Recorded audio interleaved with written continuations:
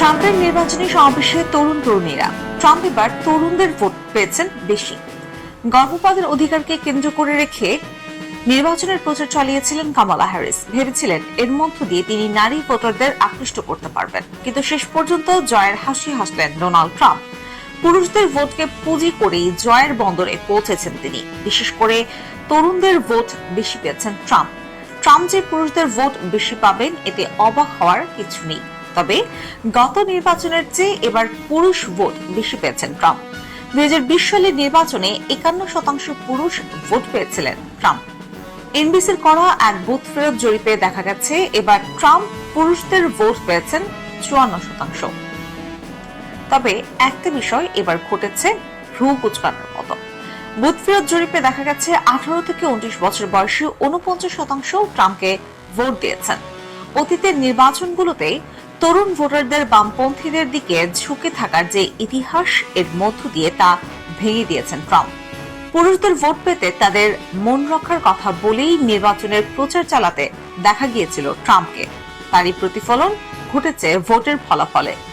তরুণ ভোটারদের নিয়ে দীর্ঘদিন ধরে কাজ করেন এমন একজন রক্ষণশীল রাজনৈতিক কর্মী চার্লি কার্ক এ বিষয়ে তিনি এএফপিকে বলেন, এদেশে যদি আপনি পুরুষ হন আর ট্রাম্পকে ভোট না দেন তাহলে আপনি পুরুষই নন। এডিসন রিসার্চের করা বুথ ফেরত জরিপে দেখা গেছে কামালা হ্যারিস নিজে নারী হওয়ার পরও গত নির্বাচনে বাইডেন যত শতাংশ নারী ভোট পেয়েছিলেন তার চেয়ে কম শতাংশ পেয়েছেন তিনি, যদিও তিনি ট্রাম্পের চেয়ে বেশি নারী ভোট পেয়েছেন। অবশ্য শ্বেতাঙ্গ নারী ও তরুণীদের ভোটের ক্ষেত্রে কামালাকে ছাড়িয়ে গেছেন ট্রাম্প। জরিপে দেখা গেছে বয়স 29 বছরের কম এমন নারী ভোটারদের 61% ভোট পেয়েছেন ট্রাম্প। বিপরীতে এই বয়সী নারীদের মাত্র 37% ভোট পেয়েছেন কামালা। এবার ট্রাম্পের পক্ষে লাতিনো পুরুষ ভোটারদের ভোটের হারও এক লাফে অনেক বেড়েছে। গতবার যেখানে তিনি 36% লাতিনো পুরুষদের ভোট পেয়েছিলেন, এবার তা বেড়ে 54% হয়েছে। এছাড়া বয়স 45-এর কম এমন কৃষ্ণাঙ্গ পুরুষদের মধ্যেই ট্রাম্পের জনপ্রিয়তা বেড়েছে।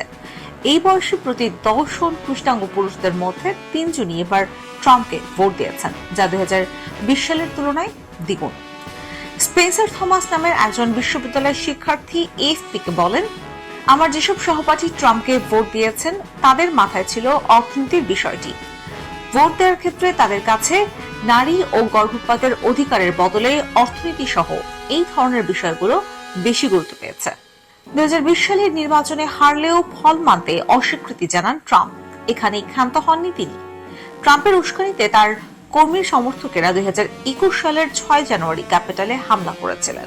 সহিংসতার এই ঘটনায় যাদের বিরুদ্ধে মামলা হয়েছে, ট্রাম্প আবার প্রেসিডেন্ট নির্বাচিত হওয়ায় তারা প্রেসিডেন্টের ক্ষমা পাওয়ার আশা করছেন।